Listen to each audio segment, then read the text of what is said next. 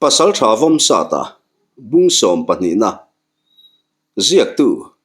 MS Hrawte Riângvawn Hrai choi an thian pa zon chunga enge mochen kongru pa ngai hela an kal nu bak chelen vela chun sekon dai chu Vawmsata te chuan an thleng ta anom na kor chu enge mochen zo thale in an kal lama an kal na kong chu an pole ta hlol maya e khai thian teu helai chu ma kan kal na kong kha ni tlat mai heti ani chuan khua chu kan hel chuak to ti na nia ko chuala ma tangin kan lut le thei don ani hi avati zia em ma se hei khua hi atlai view to maya kan man mo hle chu angai to don ani hi Vawmsatan anti sup chuan ni e rang ta ka kan chet thuai chu angai don ani kan ni tur ang chu kan ne hunta kan mel ho chu beilet tur kan ti chuan kan beilet anga tuna ri chuan kholam panin kal riang kan ti ani le kan kal ngal wang anga to na chuan anti chuara e khai thian teu tuna ri chuan ho thei kan lani ri tlatlo khang ho te kha enge mozat pial rala kan thon liam ve patang chule mian ron zui chu thu ran kan unaw te ngein ke mani awangin sheuman tur mek dona sin ngoi renga en liam mai hi afel berlo tapang bualan anti chuan Vawmsata chu han nui sukin ani chuan thian teu kan man mo ngai ani chu an lo ti ve supa eng poni se kan thiana hi khoya emo kan da lo ka ngai don ani chu thiana nang mai ne shem ti in to na chuan lu ta chu an zota she lo ve maseral ho te beitura injinga katel ve thailo tur hi chu poi ka ti hle ni phim khur takin invachadon nia min ngai tu hau suang cheu lu tan anti chuan e khai thiana lungzur hausu kan damanga hei ayana sa in ral chu kan la beidon ani kha iliam la iwan nei na ai nge ni don enga tilova karlova dam thuai mayang tu na ri chuan ilo in thiar film ri lok mai ani chu Vawmsata chuan nui supa hian anti deu supa lu ta point sathiam takin lu alo buve ngata ani chuan helai lungpui phena hian lo om tamai la atha ange ti pain ton ale buala chuan an bul lungpui phena chuan lu ta chu an zon phei ngal thuaya lu ta a om na tura an da fel zo chuan Vawmsata te chu sekon lampanin an tlan duk le ta pura chuti lain ar thlor Pasalțha lam suak le anaw te chuan sekon khua chu an dailut ve meka ar thlor Pasalțha rual zatel te eme an khua an ron lut ta thut mai chu sekon khotlang chuan an hlau le hle to maya tu ma tual chuak ngam om lovin ina an tom thap hloma an hlau tak zetani lal thanglur ar thlor Pasalțha rual kan lo kale kan thu riat du hi thata kamin hril lo ani chuan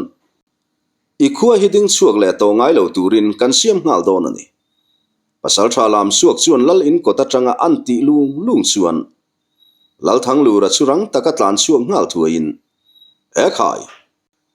lal ro pui hen kho khup Pasalțha rual te u eng thu hla ange ni ta helai tlang te in lo thlen le tak mial ni poipanga om tamai em ni local tak ro nang ni mewin lo lan ta ka chuan zanria po in lai om si lova in zanria mea avok patuai kan vathuru mai tur lani lal thanglur a chuan anti ngal bora lal thanglur thil poimo takani kan local ni kan thu riat du hi in thi le dam in kar thil ani awang hian amai mai lo hle ni Pasalțha lam suak chuan an tiram muka alo ni mo keni te le min in laka eng thuruk nge mo kan han nei te lulang ni ho te u in chung lama soi ho ang umiang in zanria tur po nula tlangwal ten lo buai pui sela in chol po hal to nge lal thanglur a chuan an tidam thlapa chutia lal thangluran anti ta ka chuan Pasalțha lam suak le an walu pa ba ka ot zathang chu lal ina chuan an in zui lut ta a naw te hoero lal tuala an thu ther fuk hloma Pasalțha lam suak eng thila nge ni ta heti zat in lo lan tak mai ni ti in thil om zia chu lalthang lura chuan an zota chu ti pa chuan tlang au pa chu han mel zukin tlang au pa nangmong zanga kan nula tlangwal te kha kan pasal tharual te zan ria tur buat sai turin han ril zung la zolbuk lama lo va buai pui mai sela atha ange tin I hovin ka vok patuai khain lo vathu mai anin chu anti zom zata tlang au pa po ole ti pa tho tharin achuak ngal vuta azuno tlak pu pa hian pasal thalam suak chuan lalthang lura chu anmel vuta kan local chan chu hei hiani lusei pasal tha sang savomale akoiten kan khua chu rol ralin min ron peya kan khopa ka puwa fapa le athian palu an lak mai baka an chin bi fia turakal pasal tha lal boile akoite panga po suanglon mon chunga an lo belea he thil hi ngoi bo san mai kan tum haulo heng lusei ngum kha kho te hi kan mu na kan bezu ngal don ani sekon lampan hian an ron kal nge ani ti kan chiang hlea in lo mu lo hi chiang takamin thil ngai kan du ani pasal tha lam suak chuan an tiram de muka chutia pasal tha lam suakin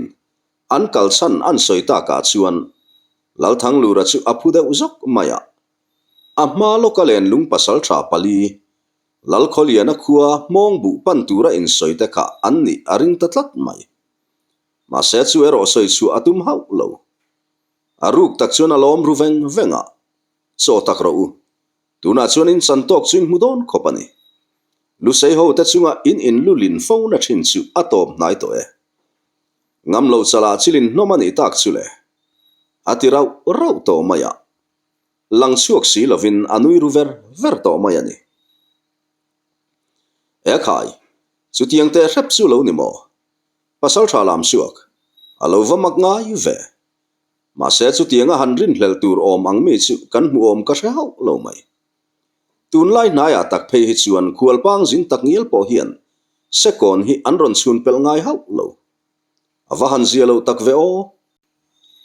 ti pa in lalthang lura chuan mualkil upa te chu anmel kual rala mualkil upa te po in an lalpa mit mei chu an hrethiam hle ani lalthang lur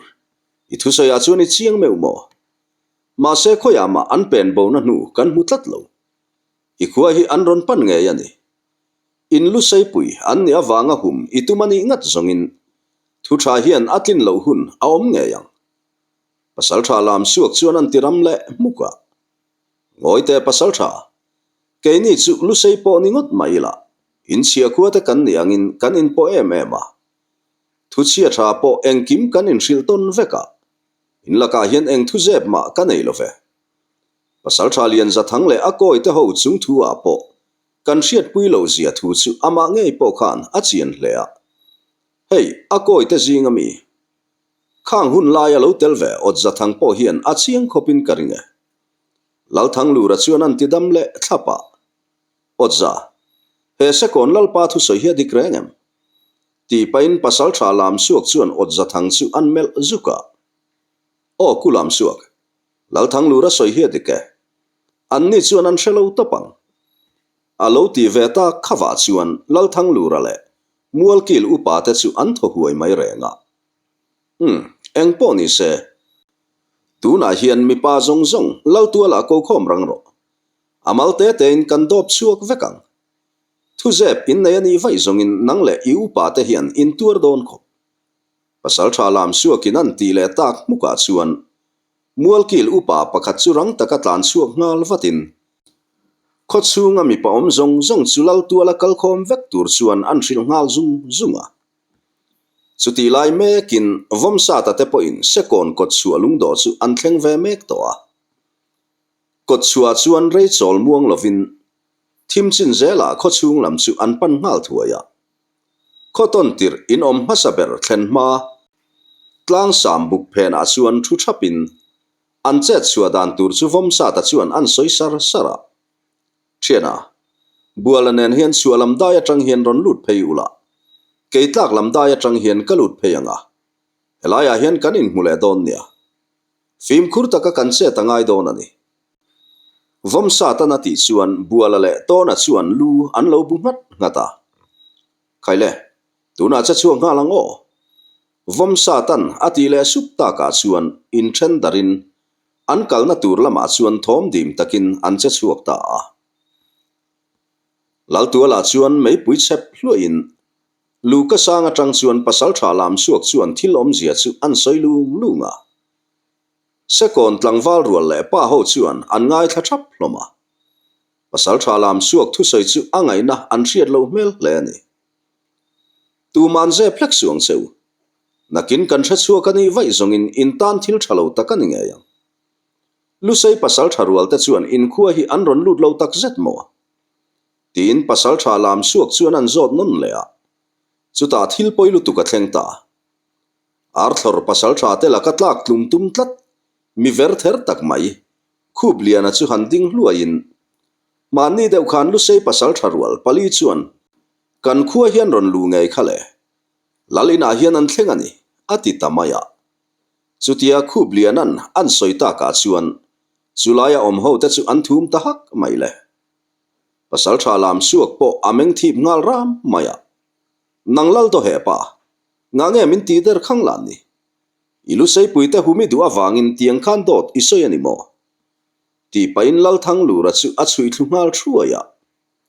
longoi takro nuam chui ti lo khopang odza thang lal chung kuate ba ka upa te khanung khir vekro antile ngal tuara odza thang le tlangwal som rual vel chuan lal thang lu ra te chung kuale amual kil upa te chu an phur ngau ngawa thin rim na in khol khom ti taka dim bak sak lovin chung ho chuan lal thang lu ra te chung kuale mual kil upa te chu an chui ngal zot mai bok khaila naw tu nichina thilom zia min hril tu te chung kwa ti lo midang zong helaya hian ron khal khom vek ro nichina thilom zia min hril tu te chung kwa ero kha chu kan lam tang an ni angin arthora lim takin an khosa ve anga midang zong te ro sala kan hruai vekang mani nun chan na na che thodu apiang te chutuna in che chuak thayang lam suak chuan an tile thata chu vele tlangwal pani chu tho thutin an bula arthor tlangwal pani chu an bo thlungal thrui maya ma se re an sual lo chiang kher mai silai voi ni han puak dotin sekon tlangwal pani te chunun na nei to lo ti hriat takin an muzoi ngal noka ataka che thotum midang in laomem odza thang chuan an tilu lunga sekon tlangwal te tan chuan han che zui na chi ni to hek lo le an ngoi thap hloma huna han kal le hleka lenglen hun vela meu chuan khotlang mi pui achia pala pin lal tuala chuan an thu khom thapa Pasalțha lam suak chu thin rim ti hriat takin a ang tun mai boka chuti lai tak chuan nau pang tak ngial po an beng cheng ngam hau lo an nu le pa te kapkar chuin an khur hlak mai ani nau teu he khote nom le trom kai lo takhi adin vereng na tur chan aom to lo ve aza ve khan zol buk lama an zanria buat sai sa chu vai ta ula midang zongin khuwa hi hal vek ro Pasalțha lam suakin an ti le thatta ka chuan lal thang lu ra chu in rol vatin ngoi te Pasalțha nichina khub liana soinen kha chuan tuna kan u nau te chunga hriam lek tu te hi chu ani nang lo dewang khang mi te kha chu hanrin hel chi pon ni lo an ni kha zong lal kholiana khuwa mong bu pan tu man nia len lung Pasalțha te an ni nge nge a nau pang tak tak ve kan ni boka chutianga nang ni me han be ngam tur chi chu an ni lovani baka arthor lam naya hian mong bu chu an pan lo hrimani lal thang lu ran an ti chuan Pasalțha lam suak chuan thip taka han melin ngoiro I thu soi engma hi ka oi to nek love ke ni min be tur an ni le ni lo engtin nge I hriat thai ti painan beng thuai maya lal thang lu ra po atlungal thlora an nu chuan trap chungin zangai tur chuan alo ngen ngal loma Pasalțha lam suak chu han nui vurin nang hi I chiat lo khopi le engtin emotak chuan ti ngai do na ni hi ti pain lal nu chu achip sama an tham dak lopa chuti lai tak chuan veng monga tangin in kang puak trak thom chu aron chuak ngal zata Pasalțha lam suak chu han hoi kual shukin in khuwa hi tuna chuan meiwa pa achang don ti hrero ti painan nui hua ma se arthor Pasalțha rual te hian hriat lo pakhat an nei chu hei hi ni har sat na le lungai na in a hru thep to len lung Pasalțha kol rong le hlau om tak enge mokong zong takabuluk tlat mai ten an thlir reng ani ti hi ani an thian then khat ten lo thang lura vok patuai sa zanria me an siam tuiti taka an ei mol lain then khatin nuam ti takin in an lo hal ngau ngawa ni heng se kon khuwa te hian an tuar tlok hle ani helal nun rong le lainan na nei lo hi an ngam ngang si lova an du wang ni hau lovin an se pui ru atur ngot mai ani eng tika tak he hun lung chiat thak tak laka tang hian zalen ve ang mo chutia veng mong lama tanga in pathum ngot mai akan hlua lai chuan arthor wal rual te be sei lo lutukin silai apuak tadur mai le arthor wal pakhat me cherkeng abula in hal le tum chu a hlom ngal noka chuti rual chuan sakle thanga tangin silai aron puak rual le thota arthor wal pani chu pai ang thorin an let le ngal topa arthor wal rual la an be sei lo lutuk thilin a thon ta ka chuan an chiau chel chu to maya me enga an lang chiang na samai si pen tur zong in an tlan dar ngal chuma chuti lai kara silai ron puak le dot thin chuan aron deng le dot mai thin sia an be dong tak zet to ni silai ring na lam la chiang takin an hre thei mai si lo mun tin deuh thoa an ron kap ni berin an hre to ni in kang puak thak thom le me pui han in hlapri thoma wang chuan silai puak ri chu lal tuala om te chuan an hre hau si lo an bi ruk na tanga chua ka piang tela hriat lo ngen mu in adeng dot zel mai si an be dong tak zet to ni Vawmsata po asilai chu han so le zotin a om na tang chuan a thlang lam chu apan thale ngal thuaya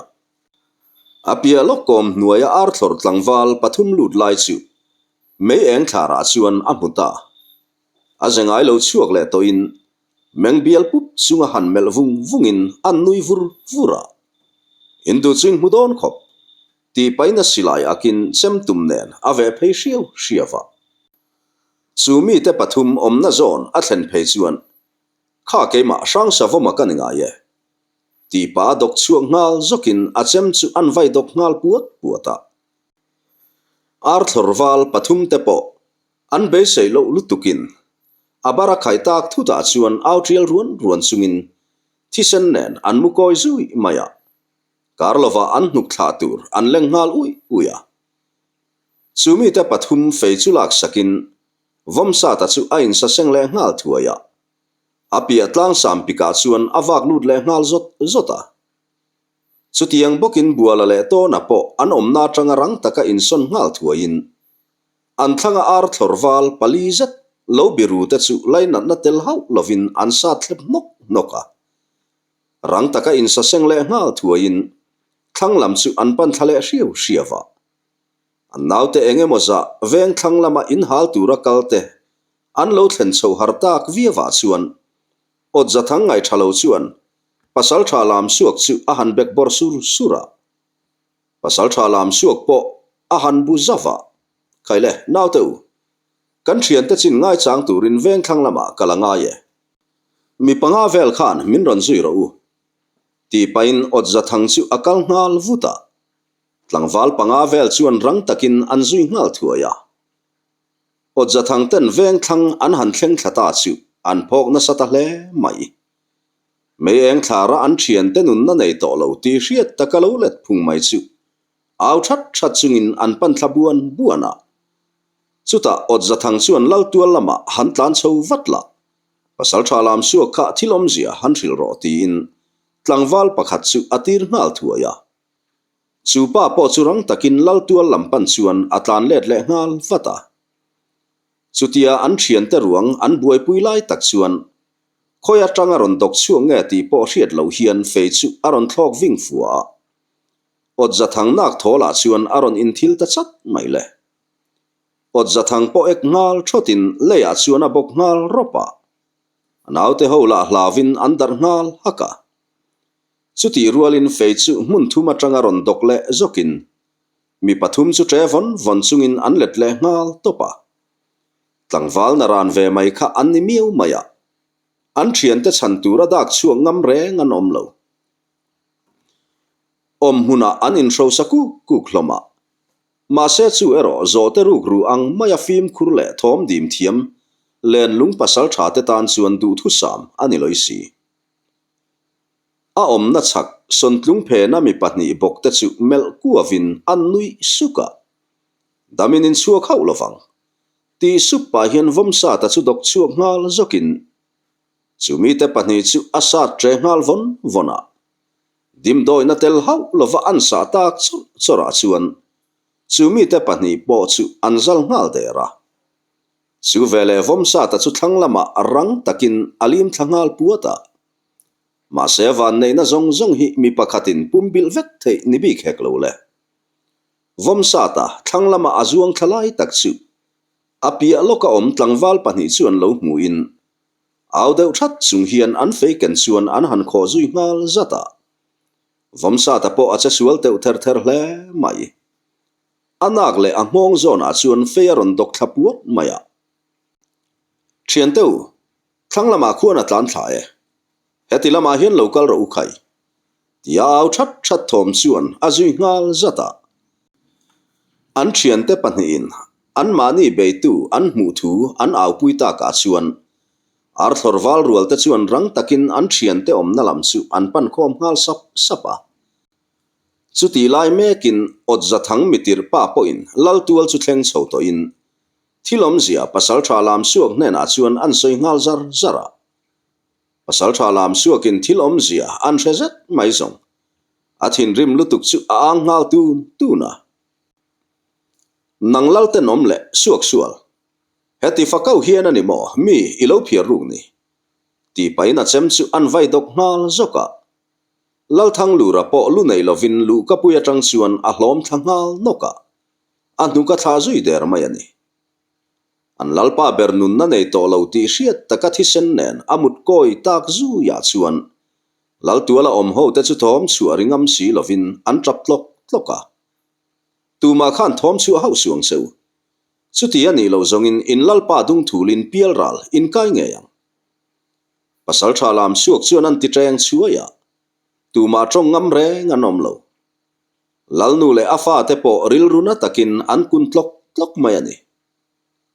khaile naw teu chiang takamin chou tu lu sei ngum kha kho te chu i han be takang u miang heng ho te hi mi som ni vel khan lo veng ula midang zong veng thang lama kan liam nga lang zolbuk lama om te po han ko vek ro Pasalțha lam suakin an ti that chuan tlangwal pakhat chu zolbuk lama an thian te zanri ei ko tur chuan atlan ngal wanga an thian te chin ar thorwal rual ten an han hrezet mai zong an thin rim chu an in ro saku kuk to mai ron po an rong hle to ni nang ni phiang san hian mo min bum ve ti pain lal tuala om pa ho le tlangwal rual te chu an sui zot to mai ani naw teu mi som ni vel khan heng ho hi lo veng sela mi dang zong veng thang lama kan liam thang tuna kal nga lang o Pasalțha lam suakin an ti that chuan ri hul chungin ar thorwal rual te chuan veng thang lam chu an pan thata an ban pha ka piang in chu kalpa in an hal thamia mi mai boka chuti lai me kin Vawmsata po aom na hmuna chuan om reng na chi ani lo ti hria in athang lam chu man mo takin apan thangal thuaya chuta thom dim takin a thian te om na lam po tum chuan atol phei hriawa enge mo chen atol phei nu chuan achak thim chin tlang sam buk nuaya phun sep thom a hriat na lam chu apan chho hriawa achem chu hum nget sau savin in wachak don lo ruwa em atiru rawa anin kara hlamli lo liam a om lowang tia chuan chaklama tang chuan thoma ron ri thata hula thinrim in ro sa thom le in dangkang thom chu a hrazui zat boka Vawmsata chu han nui deuh sukin in labuai don chak an ti deuh supa ama ami pahni te lam su han hoile ngal zatin damin in vachuak don lo rua ti sapa nai phei atum le lai tak chuan kan thiana chu khoya tak omang mo pakhatin ati thop sat ri chu abeng thazat chuan a reta Vawmsata chu phudeu zokin cheka ache sual teu ther hle ani a thian te pahni an ni tia riat chuan han thodeu hakin an ngoi deuh wanga chuta tona an ti deuh sapa nau teu meyenga khan in lan hau suang cheu thim chin zela khan omro ti in Pasalțha lam suak chu an au thata nawa khoya tring nge an ron be cheu ti in pakhat chu an zota tlangwal pakhat chuan kulam suak min ron be na lai zon takhi kan hre thei lovani tlak lam e patang son silai voi thum vel aron ria chumi nuwa thlang lam dewa tang khuan fe ron dok chuak le a chuti rualin chualam tuna kan omna thlang dewa tang khuan silai aron puak le a fe ron dok chuak le boka kan chaka tang po khian fe chu aron dok chuak le tho boka min hual bet vek ni in ka hria an ti chuan Pasalțha lam suak chuan chu pa hanmel ko chung chuan engzat vel nge an nirin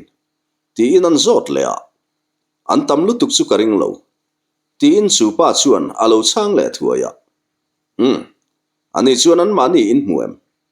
Pasalțha lam suak chuan an tile supa o muwe kulam suak khulai kan thang son tlung omna zon daya khuan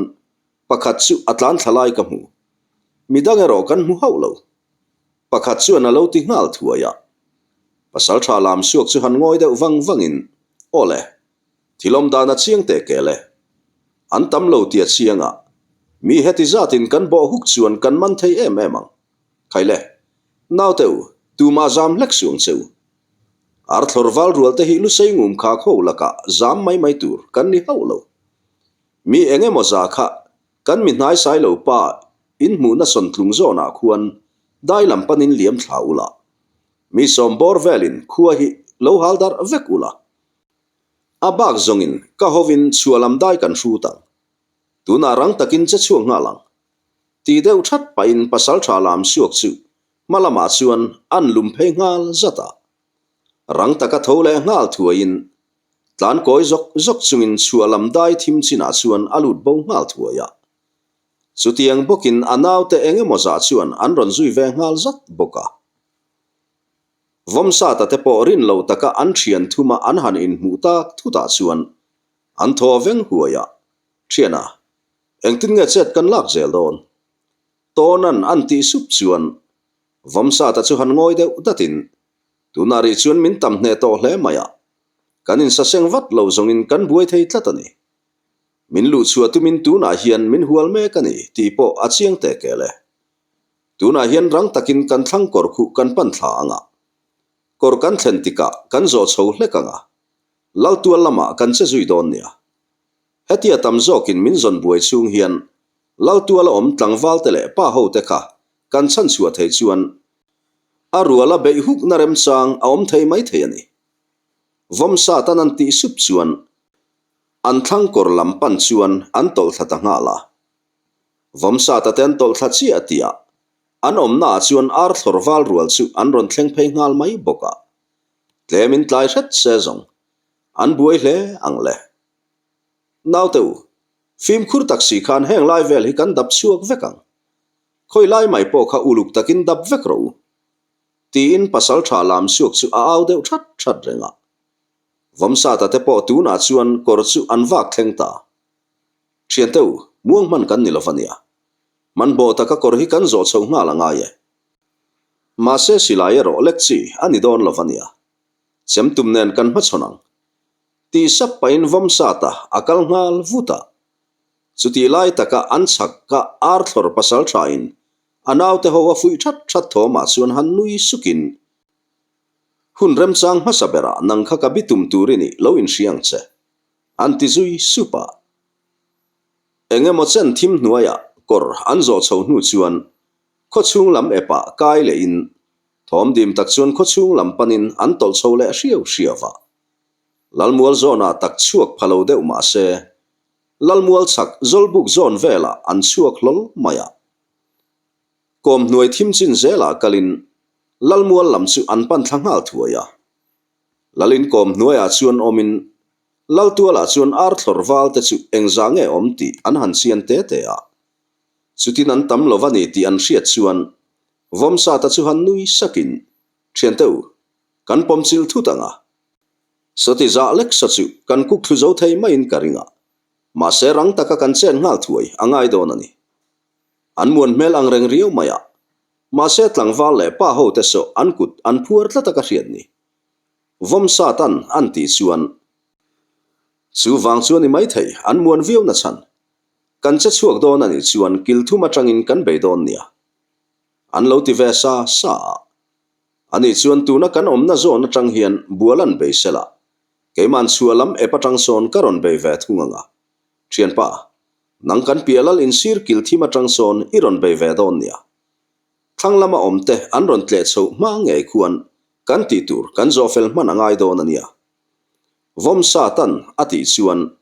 buala le to na chuan lu lo bu ngatin to na le Vawmsata chu an che chuak ta ngala an chua chho na zolbuk hnuai thim china tang chuan Vawmsata chuan rang taka kong chu tan phein lalin thlen ma in pakhat hnuai a chuan alun ngal thuaya thom dim taka lal in lam chu pan thlangal thuain laltuala chuan sekon khotlang mi pui te chu an thu khom thap hloma alaya chuan an tlangwal te le pa ho te chu kut hnung khirin an thing thi thapa ar thlorwal rual somni vel zet chuan ral thuam nen an veng thap boka akuta chil han chak deuh phar pharin achem chu an hum het sau sawa mengbial pup chunga ar thlorwal te melding ngur chung chuan mi pafale ar hluisenin damreng kan thalhel love ti supa in aom na tang chuan adok chuang ngal zoka khale keima rang savoma ti paina ma hnai bertu ar thlorwal pakhat chu an vai thlungal thuaya chuta abulami dar uai nop khop chuan an sat le ngal chora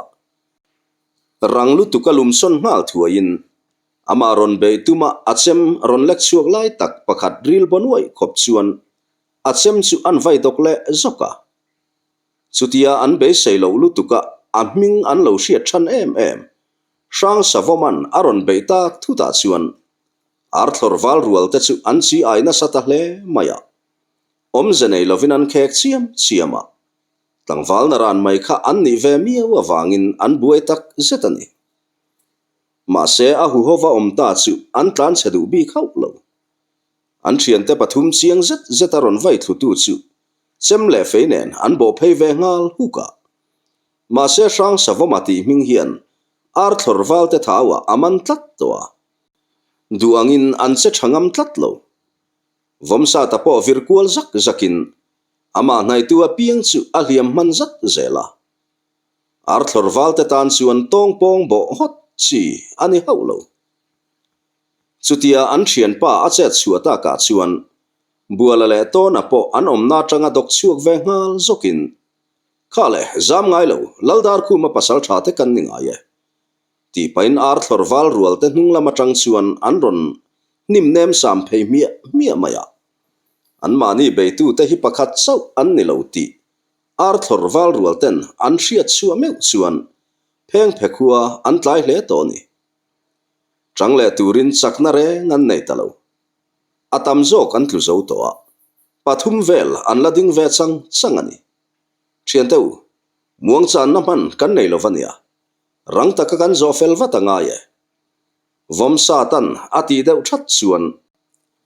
buala le to na chu han nui sakin ania hnu ti painan chem chu an han vai dok le ngal zoka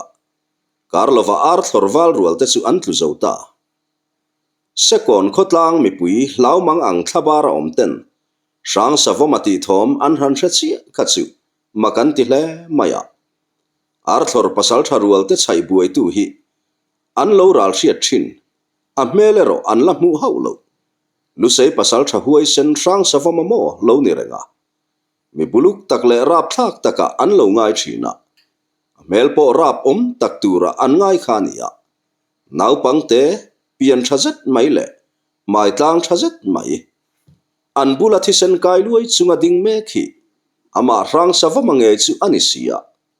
makti takin an thlir tlok mai reng ani second tlangwal tele pa ho te kut phuar na chu an han zai cha sak ngal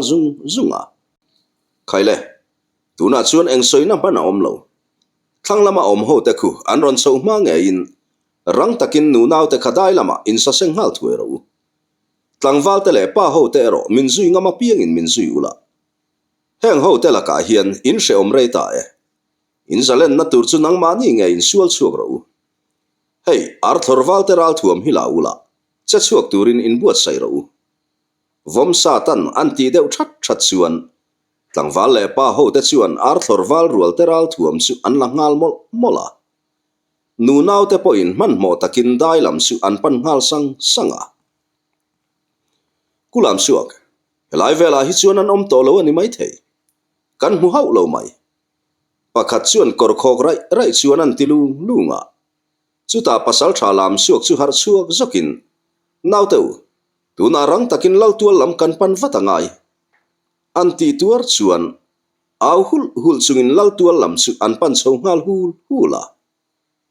Vawmsata te ho po tuna chuan an thanem ta an vain som thum rual vel zet zot an ni ve towa tona le Vawmsata chuan aza ve chu hruain mun thim laia chuan an lo chang le thapa arthorwal rual te thom chu a hul chunga lal tual lampana an ron tlan chho thom po an hre chiang hle ani naw teu in ding kha pakhat ma zu a hau suang cheu hal ngal zel ro kan lu sei ngum kha kho tom na tur om lek lovin eng ro se tia Pasalțha lam suak an au that chuan anaw te zinga then khat chuan an in hal bang te chu an hal ngal mi mai boka chu zan zet zong second khuwa chu mei puin atua mani hot mai zan lai po ni ma se mei pui chuan a en hne hle maya a eng ut mai ani Vawmsata te po an in ring pan to hle mai ral ho te chevel po an mu phareng towa khaile kan che chuak trep to nia in ring takhan omula zam hlek suang cheu keini aina le tin tam ma se hlau hlek suang cheu khaile tia ka au that huna kan che chuak don nia ti in Vawmsata chuan an fui thata chu tiang bokin to na point a thian te chu a fui ve sau sawa mei pui han in hlap ri hlup thom le khi in abeng zonga mei si trek chuai mai te chu anel ommol lo aneng kim mai chu akang ral me kanisia second khotlang tan chuan ana vong hle ani lal tual lama an mei chem mit thuap to wang chuan Pasalțha lam suak ngai thalo chu ring taka au thatin anaw te chu lal tual lam man mo taka pan tur chuan antia aman ma ruain lal tual lam panin aron tlan duk pura Pasalțha lam suakin lal tual a thlengphei trep ti chuan Vawmsata silai chu apuak ta dur mai le chu vele Pasalțha lam suak chu ek thotin pai ang thlorin a hlom ngal noka a omangen musaver voroden na wang chuan arum ngal koka Vawmsata silai apua rual deuh tho chuan tona le buala silai chu apuak rual ve ngal thota arthor tlangwal pahnih chu an let ve ngal topa an be seilo lutuka silai aron puatak dura chuan arthorwal rual te chi ai chu au ruai chungin an tlan dar ta huk mai le Vawmsata silai chu han puak le durin pakhat chu a hlom le topa tona le buala silai po apuak vele ngal zata an ngen mu ina ngen chuak ti hriat takin an tumpo an hla lo chiang hle ni an ho tu pa ba ka an thian te panga zet mit khap kar le ka an tluk ta ka chuan arthorwal rual te chu atam zok po ni ma se malaman bo ngam bik ta tlat lo a then la an ron tlan na lama an tlan let le hloma mani sahim na zongin an tlan dar chum to mai ani chutia an ho tu pa ber atluk ta ka wanga omzenei lova arthorwal rual te an dar ta khu ka chuan ralbe konga fingle a hun taka cha chuak thin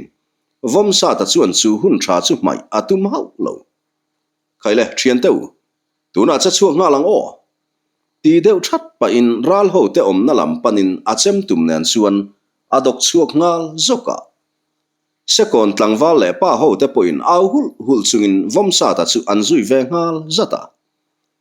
ral ho an mu piang mai chu an sa thlu zai to maya thlasik voitam rilrunat na le thinrim na pai to kha an ni boka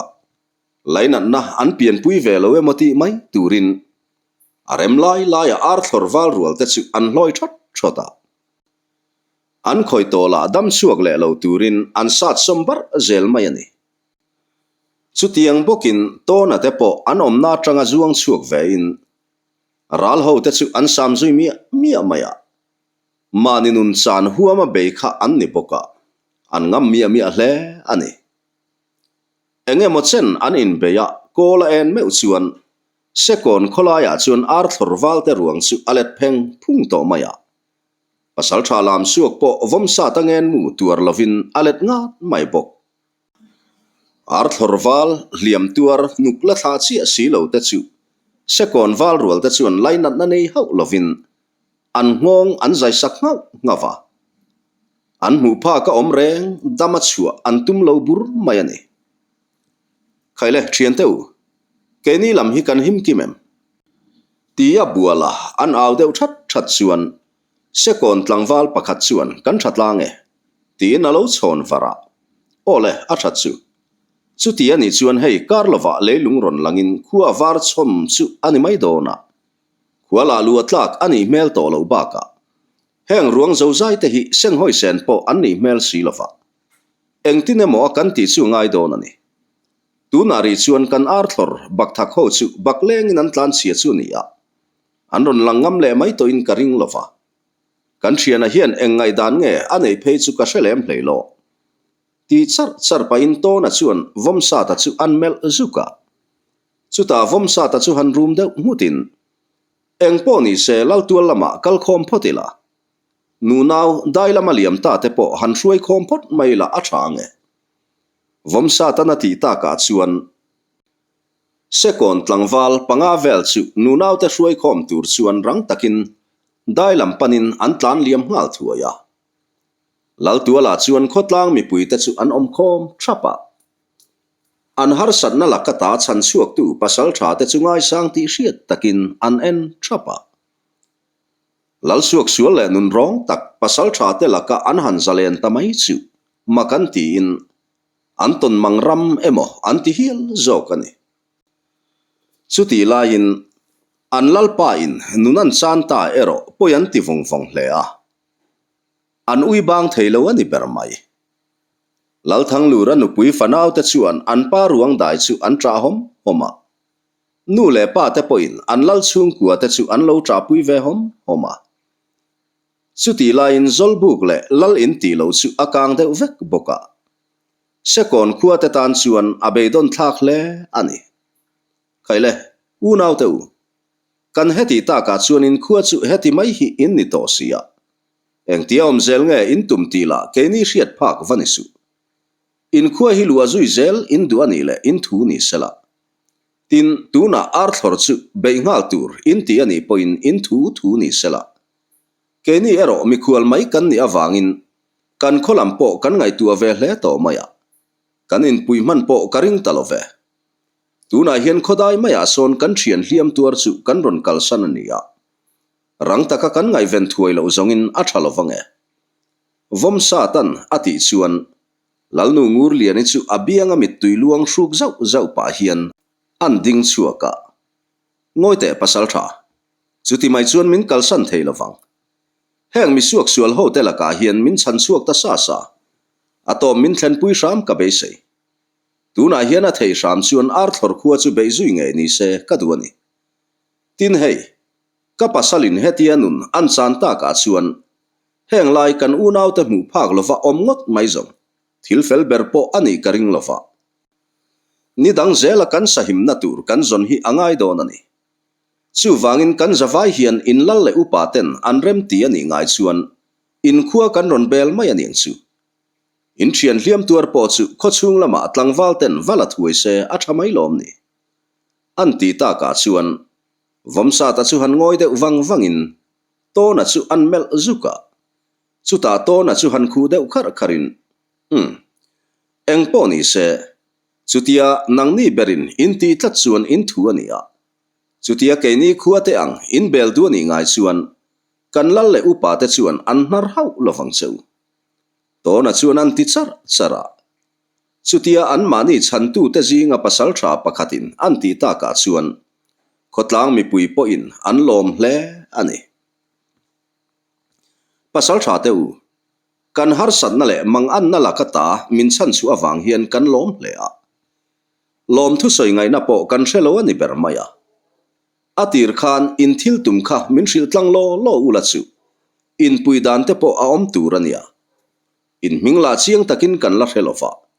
khonga in ming te min han hril ta cheu upa pakhatin anti char chuan to na chuan ni e atir khan kan thil tum kha kan han hril mai ngam lo chewa ma se hei engki ma fel to hi tin ke hi to na kania ani hi buala nia hei hi Vawmsata rang savamatia in riat khani e len lung pasaltha vom tuka fapa ania daya omme kan thian pa ming chu lu ta ni ti in an ming te chu an soidap dapa engpo ni se ka thiana hian enge ngai dan te ani hian han soi ve reng sela a tha ange ti pa tonan Vawmsata an kheu zuk chuan Vawmsata chu han phudeu zukin an nui ki vuna nie kha kachiana khan soi tur om ang chu a soi zo vek to in kashia ma selal nu soyang khan arthor khuwa chu kan beizui don ani engpo ni se kan thiana chu tuna va hruai pot maila a thange chumi zo kan chin tur chu a chiang thei tura nga yang Vawmsatan an ti chuan kan thiana hruai tur chuan keima kavakalange buala chuan an ti hluta chu vele sekon tlangwal panga chuan kan local ve ange ti in an lo in pe ngal ata chuta buala le tlangwal panga chulu ta hruai tur chuan kot chualam panin an liam ngal voka tuna chuan sekon tlang po ni in a chun eng le phut to kholairo in kang bang mut vung le ruang let pheng phung bak mu turawang le nula tlangwal te le pawalai om ang te chu han che zungin zan lama arthor pasaltha rual te ei bang noi te chu chuang thale in ar enge moza talbel le in lal in a fang fai om ang te chu tuk thuana tan an buat sai mola buala te ho po an lo thleng ve to boka luta po ama ai chuan a har to hle mai a thian te dam tlang taka an mule chu alom hle maya Vawmsata chu han nui varin thiana kan la dam sen lolani mo anti chuan Vawmsata chuan ani takhi ti paina lo nui ve vura tuk thuan an pe ta ka chuan lal tuala tuk thuan chu an ei ta a tuk thuan ei kham chuan mualkil upa te nen an chin tur chu an han soi ho laya an khobo ruak la soinon ngai hau lovin a chiang ke kok boka nau pang tak ngial po hau ngai an om hau lo an nu te puan tlang vuanin an tol rat mai ani pasaltha te u engtin nge kan chin tur chu ni don le ka soyang khan kan ti tlang mai don em niang in kuta ka in ngate lalnu ngur lianin an ti chuan mualkil upa te chuan Vawmsata chu an mel thapa engpo ni se kan heti ta ka chuan kan ti ta sa lal hen kho khup rorel na chu kan ti tom ngal turani ama ero chu nu naw te hi hetia an lo om ve reng zong thil felber po anilova pawalai enge moza hian nu naw te hi hruain kan kholam lo pan mai sela a tha ange kan thiana po hi lo kalpui ngal mai sela a tha ang Vawmsata nan ti chuan chu tluka tha chu a om chuang love ti in lu an lo buk chil ngat hloma ani chuan rang taka kan chet thuai angai don ani chu tonan alo ti ve ta ka chuan an rorel chu an du tok ta a chuta pawalai enge moza chuan lu ta zon chungin nu naw te baka lal chung kuatele mual kil upa te chu len lung kholam panin an kalpui ta dua nu nau te an suata ka chuan Vawmsata te po man mo ta ka in siam sokin sekon tlangwal te nen chuan ar thlorlal hen khokup rorel na ti top turin an chuak zui ve ta ngala chun zom zel tur